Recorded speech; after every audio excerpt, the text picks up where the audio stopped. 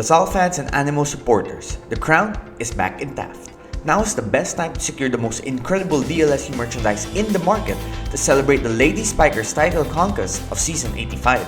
Green-Blooded Championship t-shirt is something you do not want to miss out on. It comes in 3 different colors with the name of each champion spiker on the back, names that will be remembered forever. What better way to celebrate this unforgettable season? So visit Green-Blooded on Shopee now and show off your Ateneo spirit.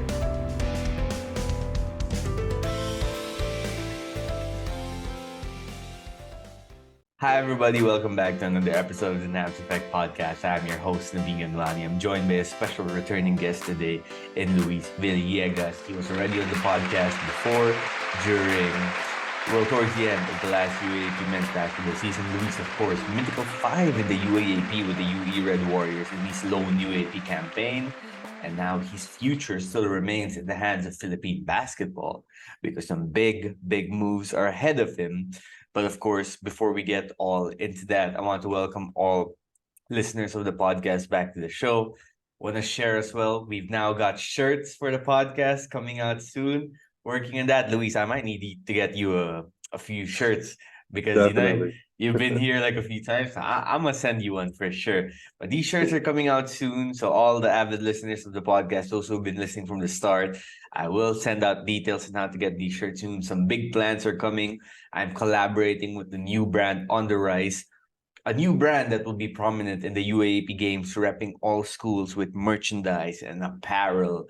So if you're a UE fan, an FEU fan, a UST fan, LaSalle, Ateneo, NU, UP, everything. Probably forgot one school there, Adamson. So if you're a fan of any of those schools, you will want to watch out for this brand coming out. Details to be revealed soon, and I can't wait to share all about it because this shirt will be there too. But Luis, thanks for joining me, bro. Crazy how quickly things change, right? Because the last time you were here on the podcast, we were talking about how, okay, what's next? You had such a great UAP campaign. You had the memorable stint with UE. You guys had the best performance for UE in years.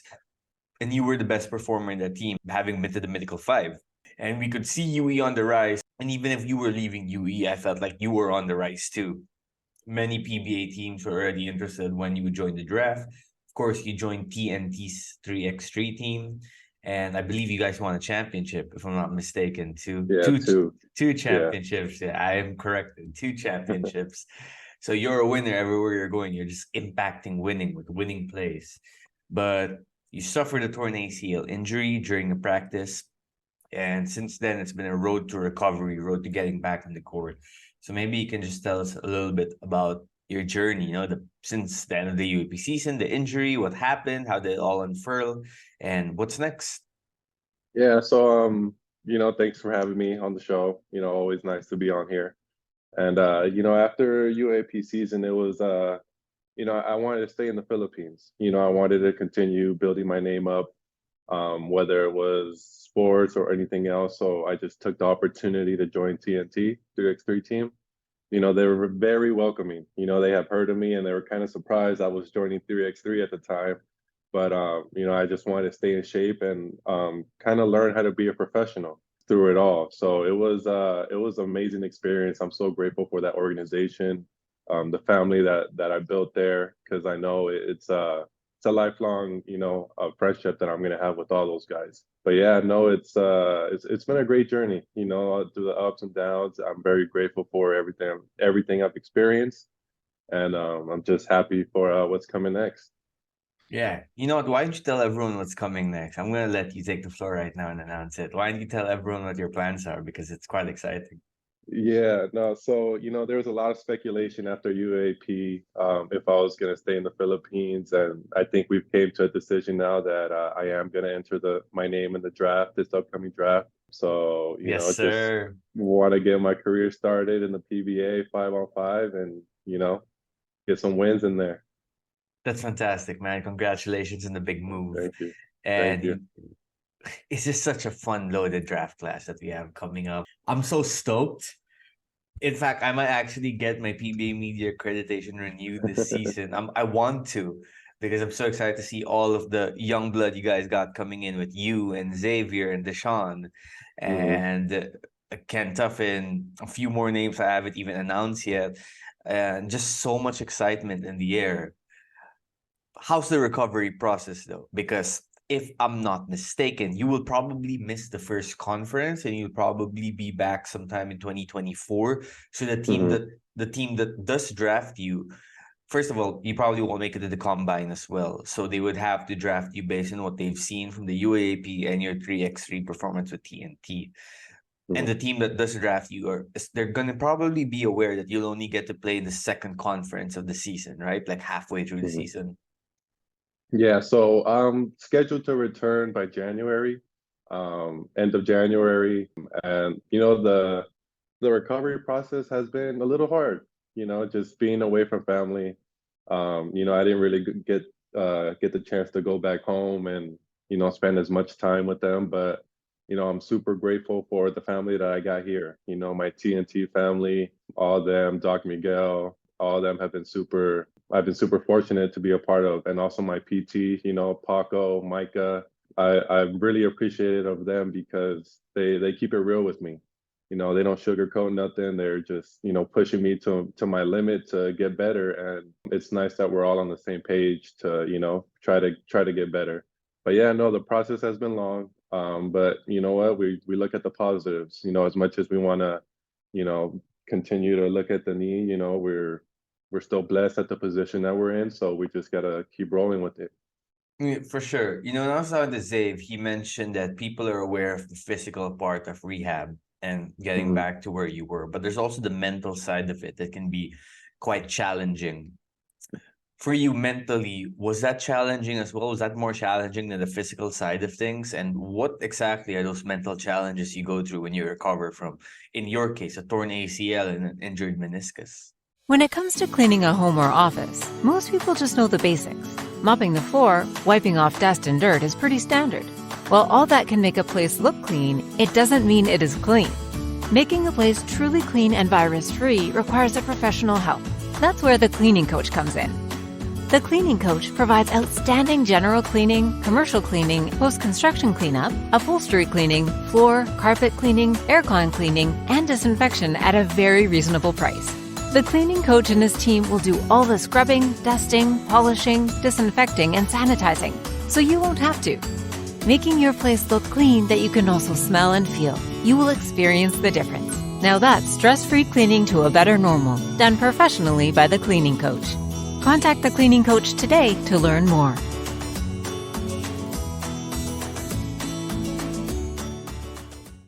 Yeah, so the mental aspect was hard, just being going to practice and seeing everyone play and not getting on there. Like every hooper has that edge to every time they see the floor, they want to suit up, they want to play. But this goes back to, the people that I've met here. I'm super grateful for the TNT players of 5-on-5 who came and mentored me a little bit, Ryan Reyes came up to me, talked to me, Kib, Kelly, and a bunch of other players, Matt, they took time out of their practice to come tell me like, hey, bro, you're gonna be fine. Just stick with the process. Everything's gonna be great. And that was big for me. Just because I wanted to be where they're at, and for them to tell me like, you're gonna be fine. Just keep trucking along, and we see the mentality you have, and keep going. It was big. It helped me out a lot just because they pushed me just to conquer that mental aspect of this injury. So yeah, no, I'm super grateful for them. Everyone else, Coach Mao, she was super influential, texting me. She actually showed up to the hospital and was there with me most of the time. Coach Martin, all of them, the whole organization was just amazing in this process. They knew that I was going to enter the draft, and even then, they were still very motivational towards me to, get back on my feet and to keep pushing forward. Exactly. And that leads to my next question. I'm not sure if TNT has a draft pick in the first round. Would you know? They don't. They don't, exactly. Yeah, So I'm sure you would have loved to end up in TNT given your time already with them. yeah. Do you know if maybe TNT wants to pull a trade for you? Get you in the Uh, roster somewhat? I'm not sure. It's a great organization, and I really felt at home there. So in the future, if there is something there, or they do pull something in this draft, we'll see. But right now, mentally, I'm just expecting everything. I'm ready for whatever challenge comes my way, and I'm ready to roll with it. Do you have an idea of where you feel like you should be drafted? 1 to 3, 1 to 5. If I asked you right now, straight up, where do you see yourself compared to everyone else, applying for the draft? Do you feel like Mhm. you're the best of the best when healthy? Definitely. When healthy, I feel like I'm up there with the top talent of this draft class. Just because we competed together, and like you said, all the loaded names are in there, and we all have mutual respect for each other, and all the competitor spirit in me is always like, yeah, we're going number one, we want to, but realistically, with the knee, we understand where we're at. So I do see myself falling a little bit, maybe in the 1 through 5 area, but even then, just excited for all this, man. It's been a great process to be a part of, for sure. Okay, so I'm searching the PBA draft order right now. And so right now it's Terra Firma, Blackwater, Rain or Shine gets 3 and 4. You got Northport at 5, Phoenix at 6, and Lex at 7, Meralco, Converge, and then Converge again. Converge has 2 picks, it seems like. This is from, I'm just confirming where this is from. This is from the PBA website itself. Northport 11, Terra Firma 12. Yeah, so a lot of teams picking twice in the first round, Mhm. intriguingly enough. So if you feel like you're going to end up somewhere in the top 5, let's say that does happen, you go to one of these teams, Terra Firma, Blackwater, Rain or Shine, or Northport. Now, any of those teams or coaches that intrigues you? Coach Yan, for sure, from Rain or Mm-mm. Shine. I've heard a lot of good things about him. I've heard he's a player's coach, but he's also a tough coach. He's all about winning, and that intrigued me a little bit. So, but I'm open to all these teams. I can't really be picky right now with this injury. So, I'm just excited for, September 17th. You're gonna be there at the draft itself? Will you like physically be able to be there, wear a fancy suit coat, go up the stage and get your moment and like moment of shine? Yeah, I'll be there. Yeah, I'll also be at the combine just to do a little bit of media. Mm. My agent suggested that just to, show my face. But yeah, no, I'll physically be there. Yeah, your agent's a smart dude. He's gonna he's got some good advice. Definitely. Shout out to your agent and their friend Marvin. Yes, sir. So in the PBA, what changes are you expecting or getting ready for? Because it's a physical league. There's a Mhm, lot of elbows being thrown around, a lot of pushing, a lot of shoving that the referees let slide, a lot of mental mind games, especially mhm, when, in your case, you are not a pure Filipino, and sometimes the locals, part of the psychological warfare, right? They try to get in your mind, they try to speak to mhm. you in Tagalog, use words you might have never heard before. Kind of something like how it was in the UAAP, but like you're now this time you're facing like guys as tall as you guys, probably stronger than you guys, maybe faster than you guys who've been in the league for a while. So with all of that said, how are you preparing for all of it? I've been getting a lot of I've watched a lot of TNT practices, their 5-on-5 practices, and been analyzing from the side. And the one thing I'm kind of preparing for is the level of skill set that I have to improve on. I know I'm pretty well off, and everyone's like, "Yeah, you're gonna be fine," but me mentally, I'm like, "Nope, I got to be better." Like I gotta be. I know how this league is. I've watched a couple games. I participated in some 5-on-5 practices, and I got to feel the touch. I got to feel the physicality, and how hard I can hit guys, and if they're willing to take it, and so I got a good little sense of what it's about. But definitely, I'm the UAAP season kind of prepared me for that a little bit mentally. I know the locals don't like Philams coming and doing all that stuff, but we play basketball. At the end of the day, it's basketball, and nothing's gonna deter me from keep on playing. Nothing's gonna stop me. So I'm just excited to get on a PBA floor and to be in a live game and see what that's like. So yeah, just a skill set, I think, is what I'm most looking to improve on for sure. Attention sports enthusiasts and loyal Ateneo fans. The peak of excitement may have settled after the UAAP season, but your support for Team Ateneo should never waver. Show your unwavering spirit by proudly donning your favorite Get Blued merchandise. We have amazing news for you. You can now find the most extensive selection of authentic Ateneo gear at both Shopee Mall and Laz Mall. Gear up and embrace the blue and white pride with Get Blued's top-notch apparel. And remember, always buy original.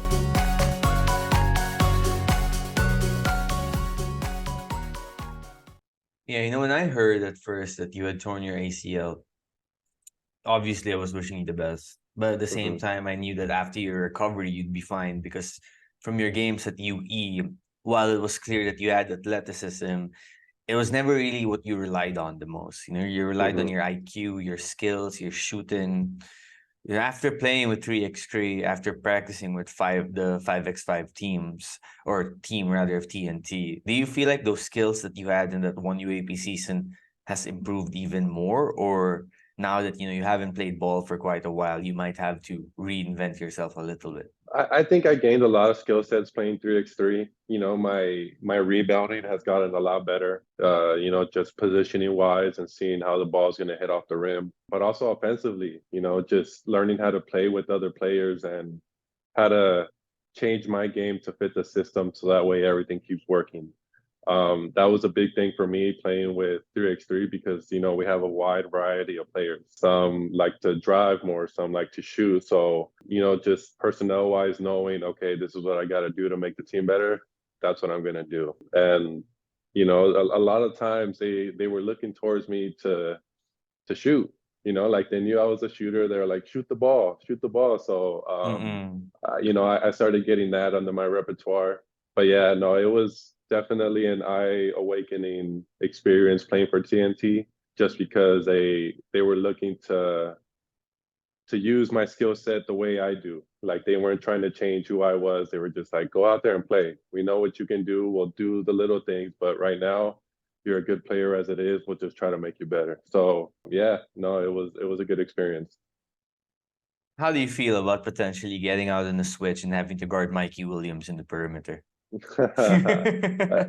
It's exciting, man. The competitor in me is always up for the challenge. I know it's not going to be easy. Obviously, it's great players.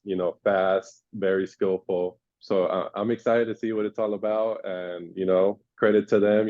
Like again, they're great players. Nothing on them, but I can't wait.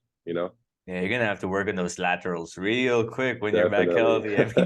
You gotta stay in front of these speedy guards, man. Yes, sir. Yep. Especially if you play for Coach Yek. I mean, if you do go to rain or shine, I apologize for saying this, but I'm already intrigued with what happened the first time you get your Coach Yang lecture session on the bench, Yeah. which everyone gets.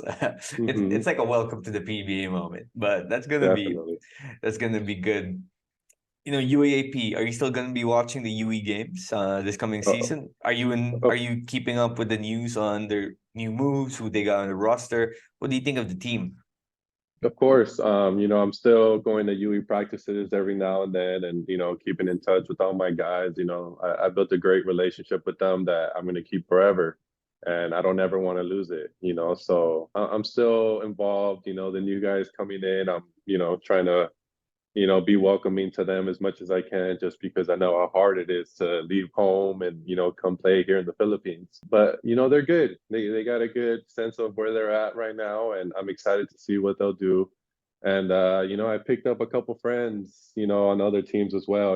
It's Forsky, was always a good friend. Seeing him move, is exciting. Kyle, where he's at right now it's always interesting. So I'm definitely going to be still surrounded by the UAAP community for sure. Being around there, so for sure going to catch a couple games this year. So, another friend of yours is Kai Balungay, and it looks like in the preseason he Yeah, has taken a step. I think he's going to contend for MVP. What do you think? I think so too. He has a mindset for it. He has abilities. He's got the coaching staff for it. He has the right team for it. So I'm excited for my dude. It's going to be exciting, and I'm just happy to see how much growth he's gone through. We TNT practices in the same facility, so I got to see him every now and then, and just congratulate him on certain accolades that he's got, and he was always interested in my process. So it's a lifelong bond that I have with them, and we're gonna keep forever. So it's interesting, but I'm super happy for the guy and what he's built at Ateneo for sure.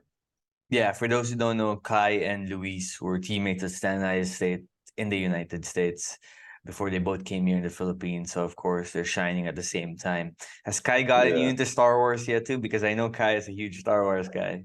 I mean, I'm a huge Star Wars guy myself, Oh, off, okay, off okay. that. So, but yeah, no, it's so funny.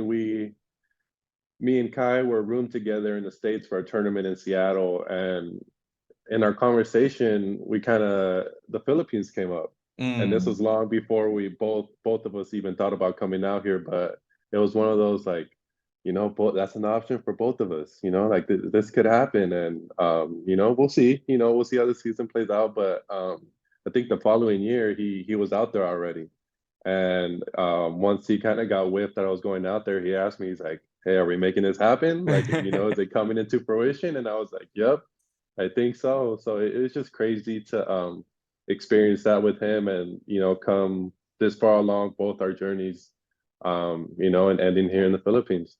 Yeah, exactly. And if my guess is going to be correct, then I think Kai will be declaring for the PBA draft next season. Unless an offer comes from somewhere, but that's a little, there are technicalities there, so I'm Hmm. guessing it's going to be the PBA draft. Yeah, I want to shift gears back to UE a little bit. Now, we've heard a lot of criticism about Coach Jack, who was your coach for that 1 year with the Red Warriors, about how he treats players, how he talks at practice. And well, personally, from my experience with Coach Jack, he seems like a good guy. When Hmm. I'm not there in the closed doors when practices happen, but when I talk to Coach Jack, he cares for his players, and he seems to be someone who cares about winning basketball games and doing Hmm. his job. This was a lieutenant for Franz Pomaran, a legend in the coaching scene in the college basketball environment here in Hmm. the Philippines, after all. So you can see where that mold of Coach Jack comes from. But anyway, Hmm. you played for Coach Jack. You were there at practices. You were there at the timeout huddles, the halftime dugouts. What kind of person is he? Jack is a good person. Through it all, he is a good person. Good people. He looks out for his guys, and he loves to win.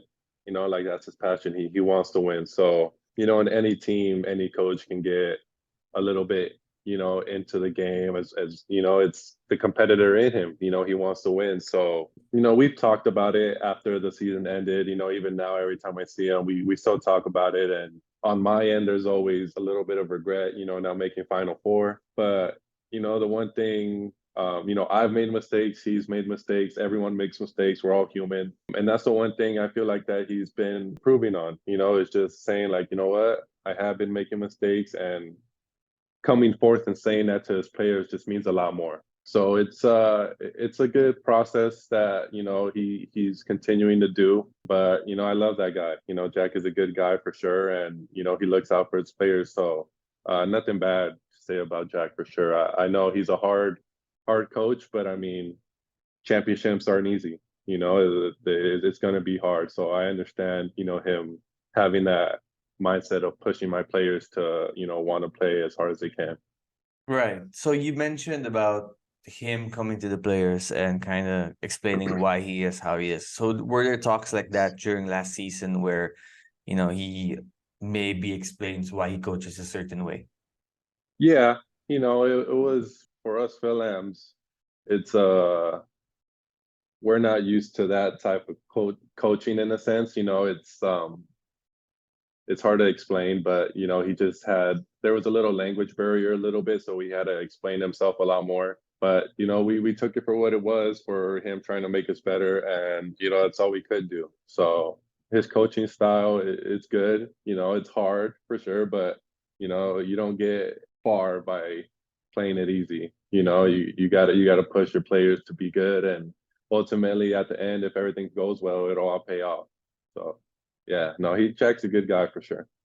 Yeah, for sure. And we'll see how the UE Red Warriors do this season because I know that what their goal is to build off the campaign that you all had last season, which took a lot of teams and a lot of people by surprise. And maybe Hmm. some of you by surprise too. Maybe some of you not so much. But, Yeah. before I let you go here, Luis, and thanks for joining me on a Saturday morning as we record this, just, give an overview of where you are now. A few years from now, you're playing in the PBA. Where do you want to be? What are your goals? And, overall, just who do you want to be as a person too? Not just as a basketball player, but as a person overall. A caring person, through it all. I want to be there for my teammates. I want to do whatever I can to help a team win. I think that, I think I am the same person that I am on the court, off the court, as far as my camaraderie with my teammates. I care for whatever team that I'm on deeply. I'm willing to do whatever. Even with TNT, I was supposed to sit down, stay off the knee, but I'm down there rebounding for the guys, just, trying to do whatever I can to make my teammates better. And I hopefully, I'll have established my name in the PBA because that's ultimately what I want, just to have my name be a household name in the PBA and up there with the stars. So yeah, no, it's exciting to see where we're gonna end up, but I know it's a long journey and it's a process, but I've been through this before and I'm ready to do it again. Awesome. And I speak for a bunch of people when I say that we can't wait to see what you do in the PBA, man. And Definitely. Godspeed, God bless. Wishing you all the best. Thank Thanks for you. joining me today, buddy. Do you mind if I ask you a question? Oh yeah, go for it, bro. How was Spoelstra like? How was that interview like? I'm just super like it caught me so off guard. I was like, man, he's talking with the basketball guru right now. Right. So how was that like? It was phenomenal. Okay. I'm sure that I followed the Heat more than most NBA teams, and I've been Mm-hmm. following them for like more than a decade now. So to get to talk to Spoelstra, having been aware of how much he's grown as a head coach, as a person, having read articles about him Mm-hmm. and whatnot, it was an experience. I actually didn't prepare any questions heading into that interview. So I was asked to send some like questions I wanna, talk to him about. And I Mm-hmm. did. But when I went there, it just took like the flow of a natural conversation. And I let it go from there. The discussions came up, by itself. So ironically, it's not the first time I got to speak with him. The first time I got to speak with him was in 2020, while the Okay. NBA had its bubble in the playoffs, and us Okay. media from around the world, since everything was done over Zoom, Mm, us media from the Philippines, we were invited to take part. And I got to ask okay. Bolster some questions, and I remember he would greet me by saying "mabuhay," which Oh. at this point is a common way to greet people in the Philippines, and that's because Mm-hmm. someone there in the bubble would say, "We have a reporter from the Philippines," and Spolstra, being half Filipino, would be like, "Yeah, mabuhay," because he was always Yeah. aware of his roots. And then a few months ago, January this year, I went to LA. I went to San Diego too, which by the way was Okay. beautiful. You were telling me about Yep. San Diego before I got there, and you were right. It was incredible. The tacos, man. I mean, you didn't Oh prepare me for man. how good the tacos would be. I told you it's no justice. Like you just had to go try it for yourself, It man. It's was amazing. crazy. The weather. Then we Mm-hmm. would drive to, and I'm getting off base here, but we would drive. Drove to Encinitas 2 times, and Okay. Encinitas was just like I don't have the right words to describe it because it was beautiful. I mean, Yeah. we rented the Jeep. I took pictures like standing on top of the Jeep with Encinitas in the background. It was amazing. Yeah. And I forgot the name of the street where everything happens at night. Glass Slam Quarter. That was Oh yeah. Downtown. yeah, Yeah. downtown. Yeah. Yes, sir. For your listeners, sorry, I'm geeking out now because all the memories are Yeah. coming back. But that was amazing. We went to the Yeah. statue of the sailor's kiss, and Yeah. anyway, so just wanted to say you were right. San Diego is Yeah. amazing. And then so after San Diego, we went to LA, And I got to meet him after Lakers Miami game, Spoelstra. But he was like Okay. hella ticked off. Now, he was told by one of the Miami commentators that there's a guy here from the Philippines, and Spo was like willing to talk to me. The problem is they lost to a Lakers team without LeBron and AD. So he wasn't so happy after the game. So I just Yeah. said, so I said hi. We spoke for like 5 minutes. Told him I'll see him when he comes to Manila for the World Cup. Lo and behold, super thankful to the NBA and USA Basketball for helping grant an opportunity. Thank you.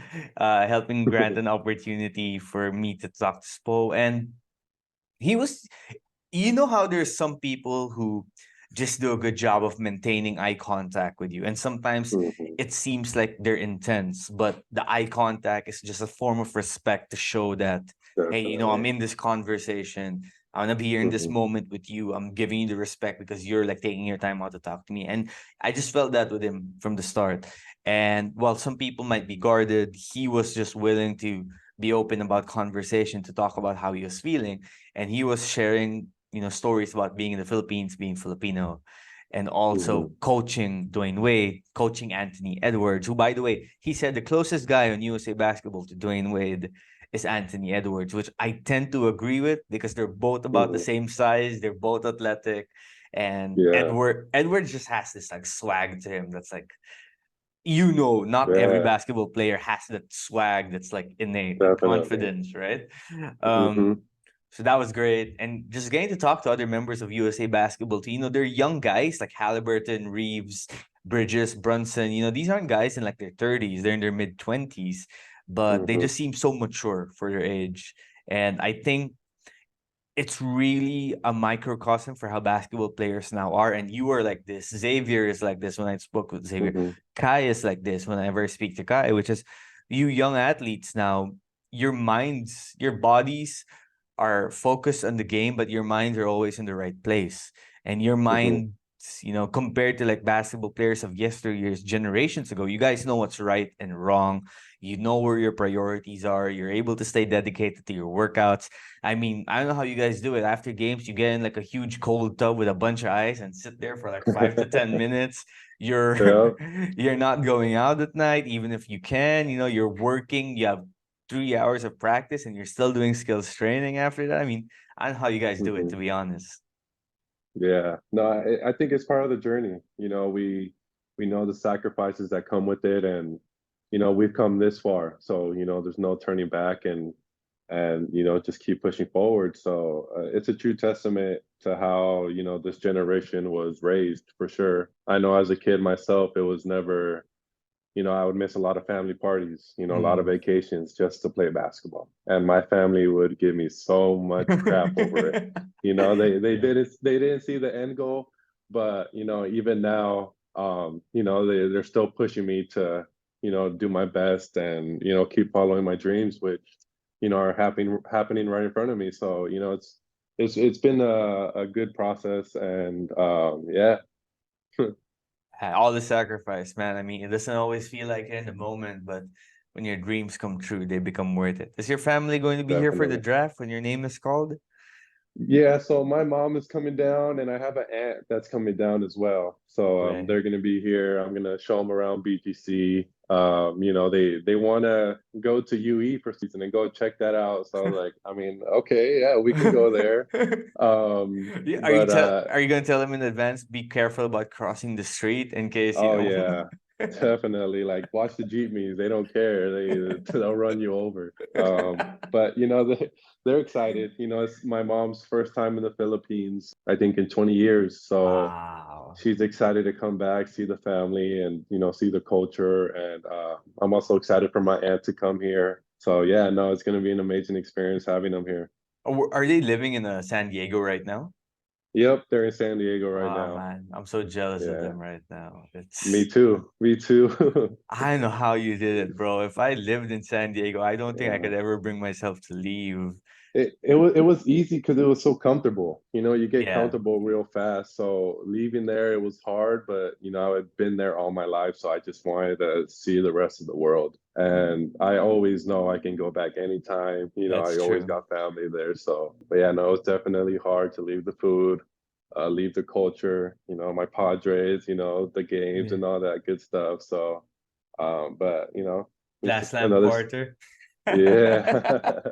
It's Oh the my. sacrifices we got to make. So it is what it is.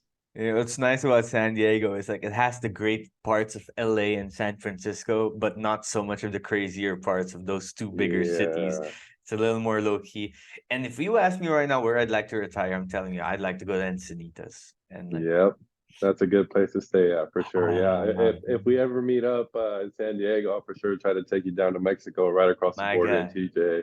my That'll guy, be a my fun, guy. fun little experience. I would love to go to Mexico. I would uh yeah, we'll make that happen for sure because I'm sure I'm gonna find myself back in that beautiful city. But you know what, Awesome. speaking of beautiful cities, hopefully you and your family consider Manila BGC to be exactly the same.